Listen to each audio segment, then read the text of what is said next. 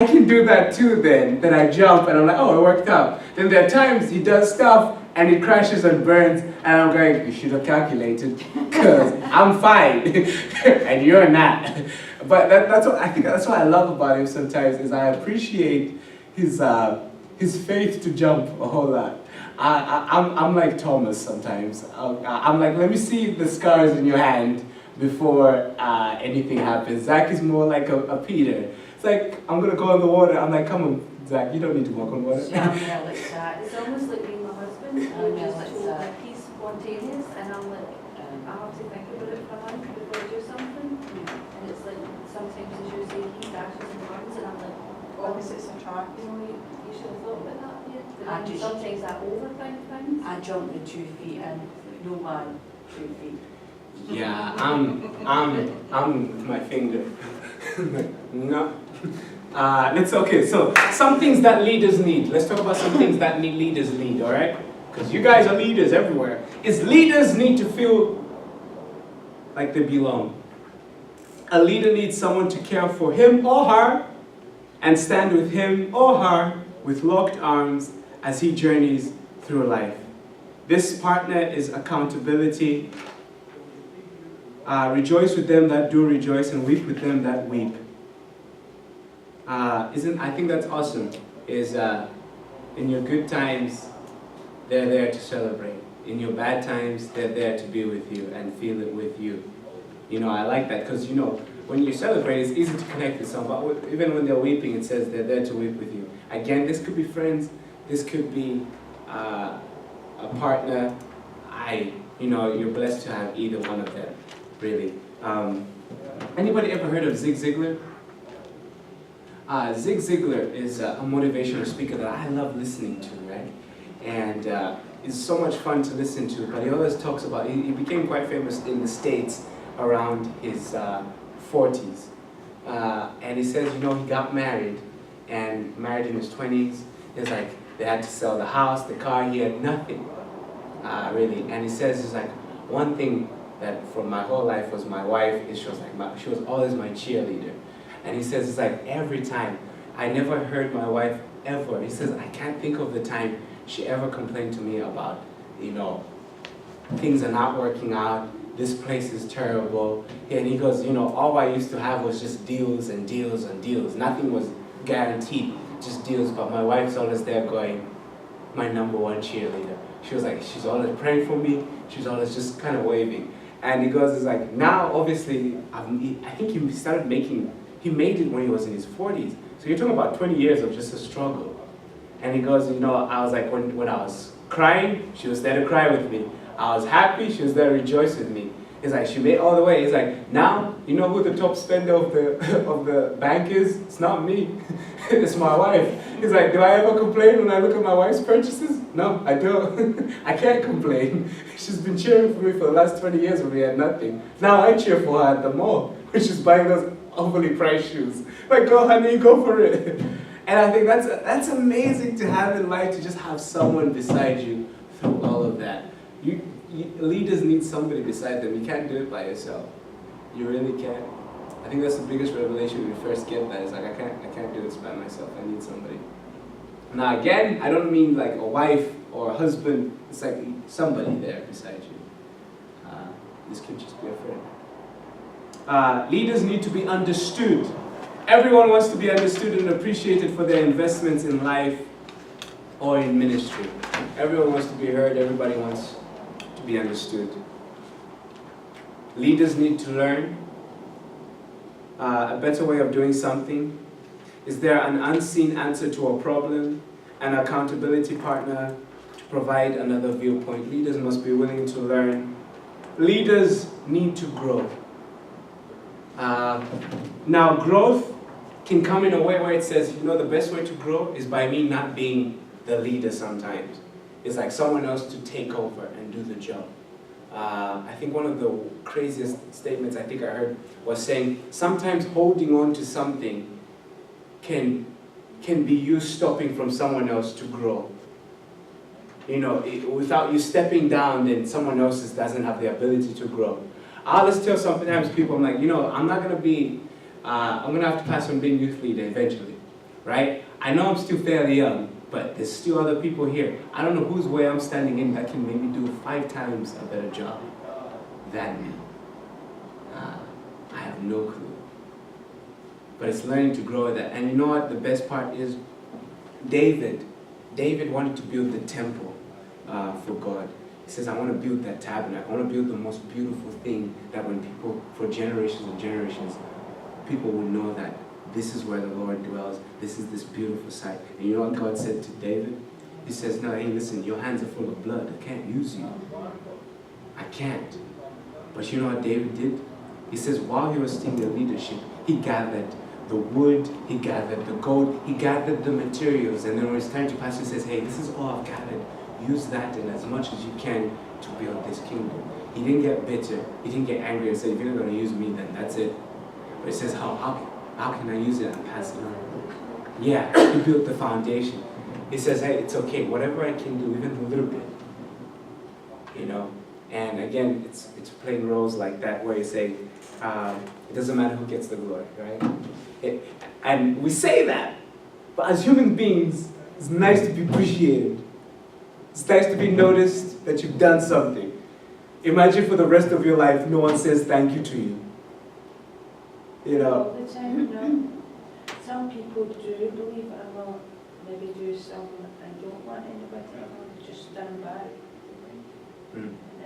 Sometimes it's in their nature that they just stand back and see somebody else carrying it on and they go, ah, well, I started it and they've done a good job here. And just watch the sideline, people do that. Yeah, but just in general, I think as leaders, another thing to say is learn to appreciate people.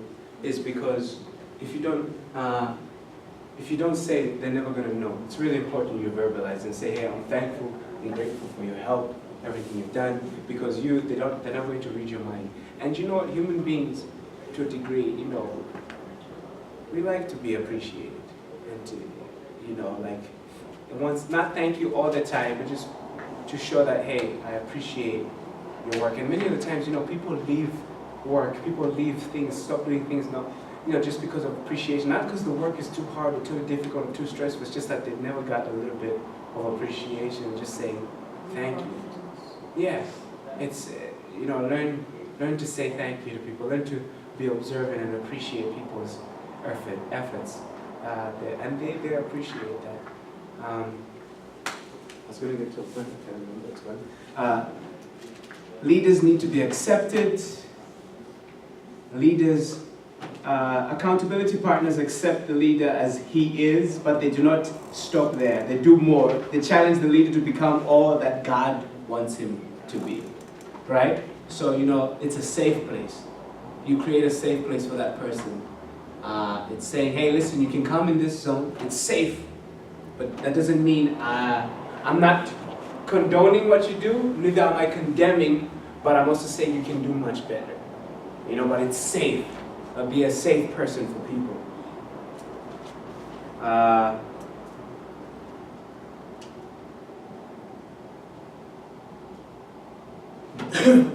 What time do we finish this class? 1:15. Right. 10 minutes. All right. Let's move forward to traits of an accountability partner. Traits of an accountability partner. What page is that? Sorry, page 4. I'm not sure if you have this one, guys. No, sorry. You don't have this one, so I'm just going to read a few things. I don't think, the notes that Pastor Kelly had given me, I don't think you have this one. But it's very general stuff that you probably have.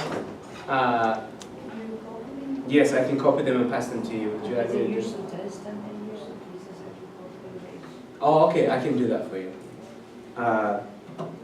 So accountability, the traits of an accountability partner, and can I just say, instead of just being an accountability partner, also just being a person who is accountable, like someone can trust you, is an accountability partner should be someone who keeps things confidential when they're shared with you, right? If they say, hey, this is between you and me, not me between you and the other 3 people you're going to share this with. This is between you and me. So that's trust. Trust. birds chirping, phones, is that your alarm? You gonna wake up at this time?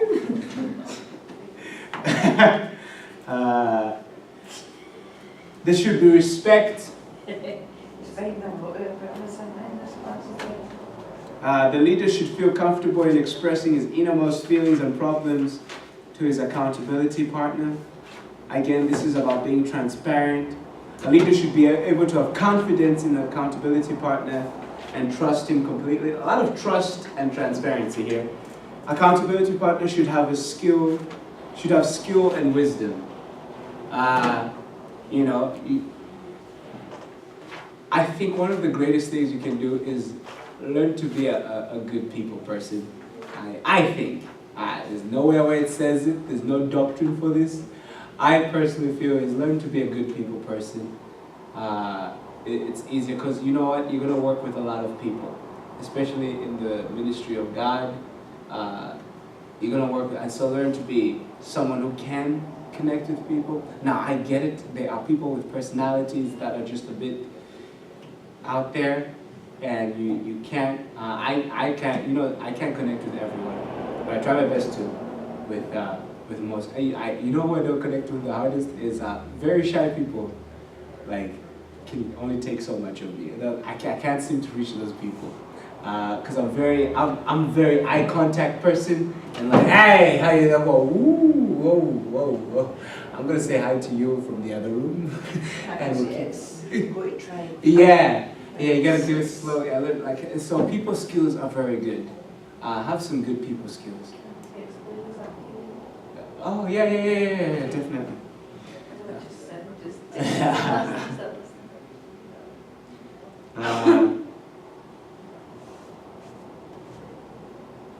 Now what else do we have here?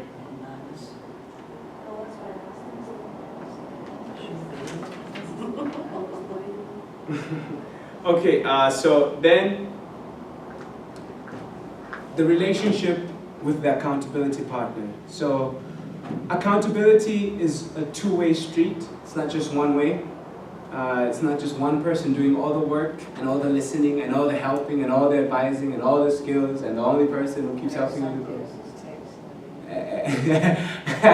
It's a two-way street. The leader and his accountability partner serve each other. They help each other with their relationship with God. They can help each other with their other personal relationships. The best way they can help is sometimes, this says children.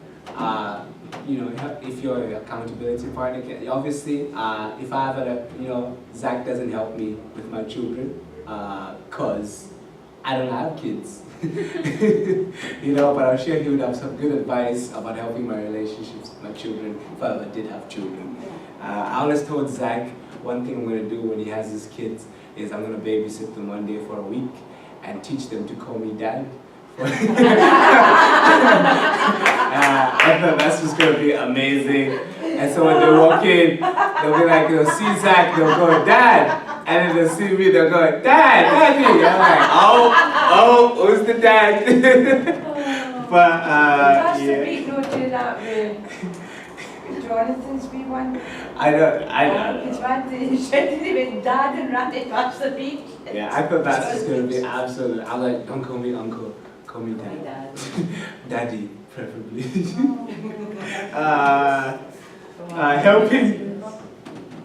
Helping, being a good steward, helping each other in every way of life. Being a good steward with money, being a good steward with time, helping each other with temptations one is encountering. Stating the problem is half the solution. Stating the problem is half the solution. You don't know you have a problem unless. Yeah. I think that's. If you really want to help with your accountability and help yourself, find someone you trust and you care for, you've got a good relationship, and just tell them, he's like, listen, I'm not going to say anything back. I'm not going to counter anything, but, if you were to tell me some of my issues, what would you say? I'm not going to say anything back, I promise. After this, walk away, we'll leave it. But, Is there any blind spots you want to say anything about me? And don't try to answer them back. Don't try and justify it. Just, and you go. And you just go, Okay. Thanks. And then just leave it at that. Somebody done that with me, I'd probably end up suicidal. I'm telling you, because they'd be like that. You're this, you're that, you're this, you're that, you're this, you're that, and I'd be like that. You'd want me up. It's an opportunity. I'm not going to advise this after saying that. I don't want you to go suicidal. It's an opportunity to grow. These are the blind spots. The reason it's called a blind spot is because you can't see it and others can. So you could actually say, just tell me a couple of things I know about me. Yeah. And then once I've got that on board, you can tell me again. Yeah. And you can learn from, who was the wisest man? Aside from Jesus, who was the wisest man? Claimed. And Solomon says he has many counselors. Why does the wisest man have many counselors? If you're the wisest, why do you need help? Because, yes, he realized that I can only see things from my perspective. That's wisdom. And I know that others can see it from a different angle and they can help me. If the wisest man knew he needed help from others, I don't even think I'm that close to Solomon. Well, he's wise, isn't it? That he knew. You know who I went to, guys? I went up to Sister Kelly. And I said, hey, Sister Kelly, you know me pretty well. She said, yeah. I said, listen, I just need you, if you had the chance right now, what are some of my issues? I'm not going to say anything back. Just tell me, what are my issues that I probably need to work on? And she said, you know what? Let me think about it. She came back to me the next day. You know what I did? I did this. And I went, And some stuff I was like, I think maybe that's your problem. But no, you listen, you take it in. You're like, okay, maybe those are some things I need to work on. And the reason it's called a blind spot is because you can't see it.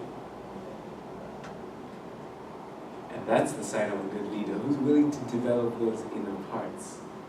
And say, okay, maybe I need to pay attention here and do something about that. And it's easy to find out those parts of you. You just find the people who are close to you, they probably know. Go to your relatives, go to your closest friends, they'll let you know. And you can just button that up. Okay, thank you. I'll see you next week.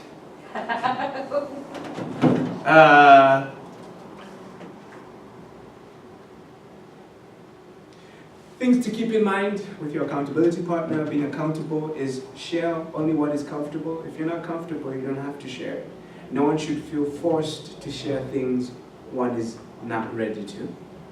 Advice, counsel, criticism, or judgment should be only offered when requested.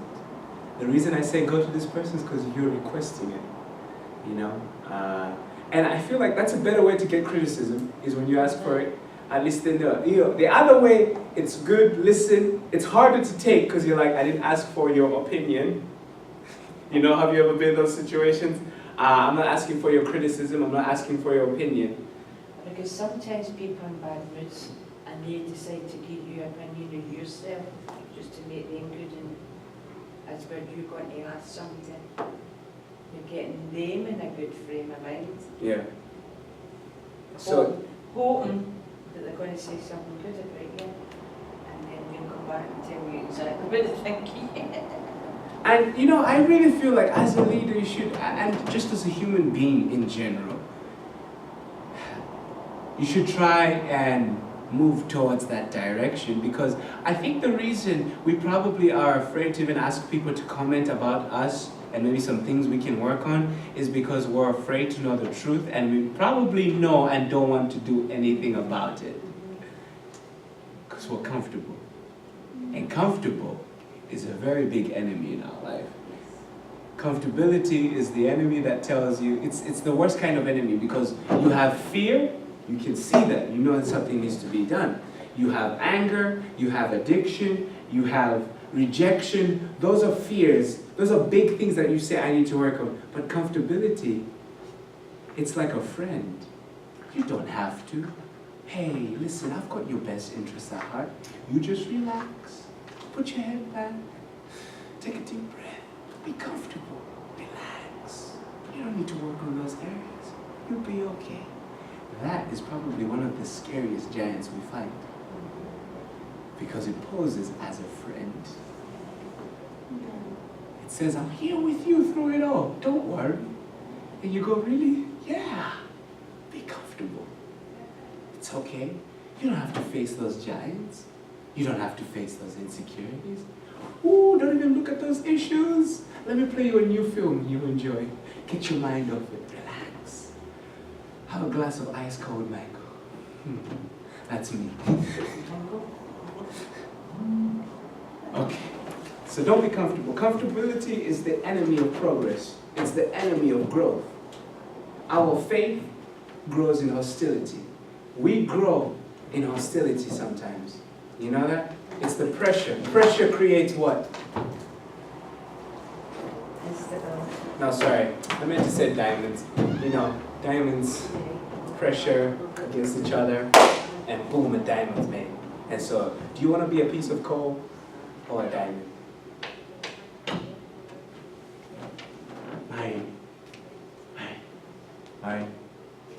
Hello. Maria. Maria? Do you want to be a diamond or a piece of coal?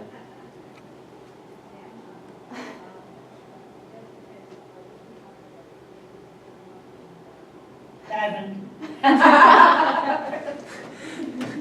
God bless you all.